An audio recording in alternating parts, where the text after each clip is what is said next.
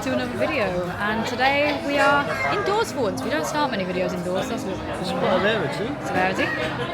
We're back at Wychbold for their Enchanted Garden Light Trail. This year is a Wizard of Oz theme, so we'll be interested in seeing just how the trail retells itself in form of lights. Obviously last year they had the Alice in Wonderland Trail, and this year we're here for Wizard of Oz. So something tells me we'll be stepping down a yellow brick road very soon. Starting off on arrival, you've got a whole food and drink section, obviously various food options and outlets available, a few kids rides as well. I've got some of the clips that you'll probably see in a minute. And yeah, it's quite a nice atmosphere, a lot busier than last time we came, not as wet as when we last came. If you remember last time we got a little bit rained on, but we're here to check this one out and see where this trail leads. Excited? I am, yes. Begin the adventure.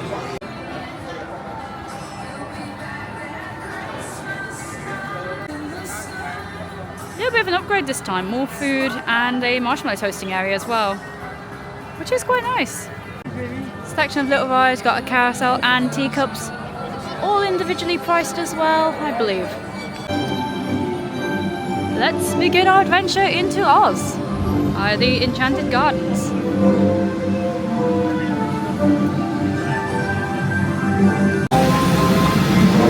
Inspired by the first scene of the storm, that tornado. We have chickens!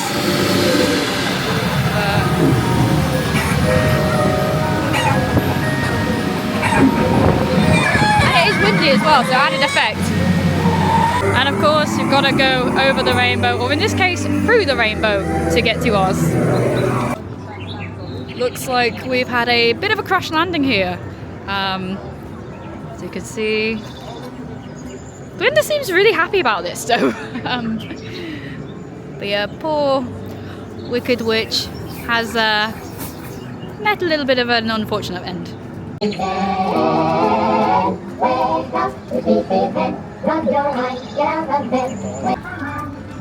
So we have found our way onto the yellow brick road, and we've got our little munchkin land here. This is so cute. So as we go through this section, we meet all of Dorothy's new friends and allies, including a very cool looking tin man here, and the scarecrow that did just make me jump as he started talking. Very much a story-led one, this one, with a lot more voice lines than the previous one had, a lot more interaction from the characters, and to sort of tell the story with the lanterns and sets. And then, again, I like how the ambient sort of background lighting works, lighting up the trees and really bringing the whole thing to life, really. Back on the yellow brick road, and it looks like this trail again will be taking us over the riverside from where the trail continued last year. I'm liking the trees. There's a lot more rainbow kind of colours going on, obviously due to the fact that Wizard of Oz has a rainbow and there's a whole song about the rainbow, as we know. But it's really cool because they've really gone with more of a colour palette this year, I think, which is quite nice. What are you thinking, Sam? I'm liking it. You're not as wet as last year, thankfully, so that's all good. Nope, dry Sam this time. Dry Sam this time. What do you reckon? Do you reckon you prefer this one to the Alice one? I'm still not too sure. I don't know, I think my final comment will have to be at the end. Yes, I just keep looking at the screen. You're in rainbow mode at the moment. It's quite funny. But let's continue our route down the suddenly not very yellow brick road. Let's see where we end up. So just to clarify, if anyone's wondering, the light trail follows the book, not the movie. So there are a few things that were cut from the movie or didn't feature in the movie, and a few changes, such as the silver slippers instead of the ruby slippers, and the arrival of the field mouse and the poppy fields. Our journey continues as we explore Oz itself. Into Oz we go.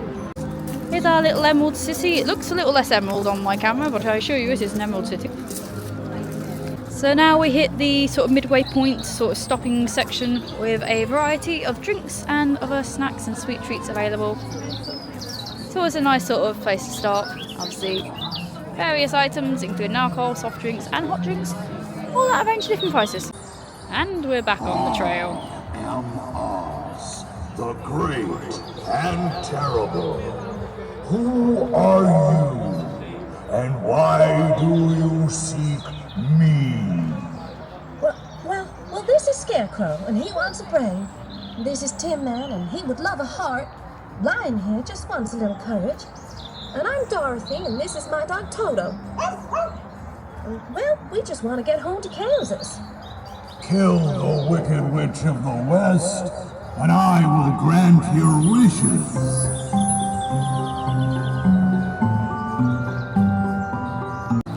So back on the trail, we are now in Oz, and as you just saw, we have our quest to find and kill the witch for them to get what they want.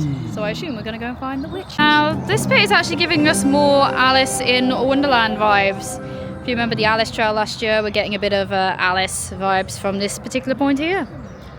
The lanterns are kind of giving us a bit of Mad Tea Party again, but as you can see, the entire walkway has been transformed and the colours have all been changed up as well to give us more of an Oz theme. Now, I know it's Wizard of Oz, not Alice in Wonderland, but we've got a bioluminescent sort of mushroom forest and it's giving again a bit of Wonderland. Like, these would have been really cool in the Alice trail last year, but they are so cool. Oop, I found an uneven flooring. Obviously, yep, uneven flooring as it is a woodland walk, so be mindful, you may find some uneven flooring. Now these are cool. I've never actually seen these used on trails very often. But it's kind of like fan style hologram effects. In this case, giving us the birds flying above our heads, or in Sam's head in this case, and also the wolves coming through the woodlands as well. These are really impressive. Probably one of the more iconic parts of the story, the flying winged monkeys. Now these just look really, really cute. I think they look cute anyway. I think they look adorable. Now, looking for the witch, I assume she would probably live in a place like this. But seems our search is continuing. Oh no, apparently we've gone from looking for the witch to actually dealing with the witch. Poor witch! We didn't even actually get to see her on this trail. So we've heard her voice and now we've seen her demise. So, good riddance, witch. The second witch is dead. Thanks, Sam.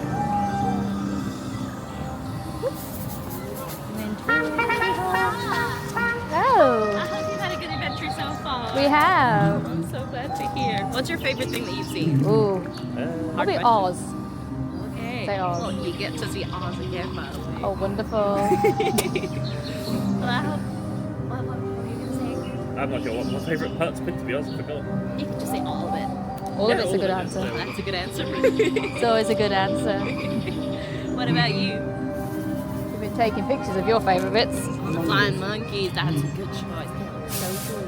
That's a good choice. Continue? Well, I hope you have a good rest of your adventure, okay? Will do. Thank you. Bye.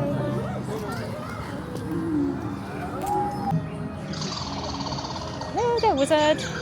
It's a very big wizard here at this point. Very big wizard.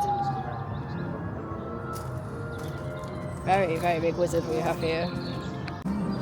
So, as we all know, I am a sucker for a button. And there's a button here that says press. So I feel we need to press. Press the button! Ah, you've made a mess of his machine. Just to point out, if the story does seem to be skipping around, it's because we are leaving bits out so that if you do come to experience the trail, you can experience it for yourself. Obviously, we don't want to spoil everything for you, but we are giving you a bit of a glimpse and an overview as to what you can expect. But it's a pretty interesting retelling of the story. So during the event, you can go and see Santa, or you can bypass Santa. It's completely up to you. Glenn has decided to bypass Santa, but we will go and see Santa.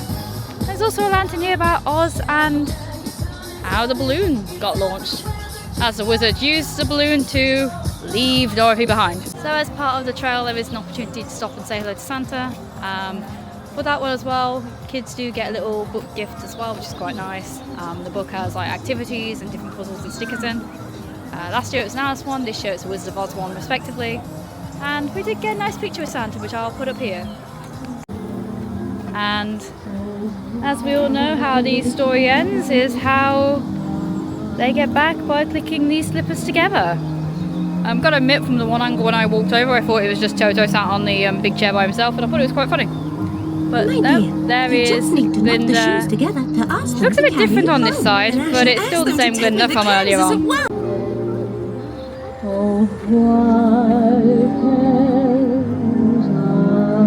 So that brings us to the end of the light trail. Obviously, left a few bits out there so that you do have some surprises to discover if you come along and experience the trail for yourselves. It was another really good trail. Like, I like how they use the environment. They've got quite a nice forest section at the back where they utilise more like the foresty scenes, and they do quite a good job at telling a story. I mean, I feel like with this one, the witch doesn't appear as much as I was hoping she would. Like last year with the Alice one, they had the big Queen of Hearts. I think I was hoping for like a big Wicked Witch of the West kind of thing, just to really put her in, because she kind of was mentioned a lot. You know, she's mentioned on and off.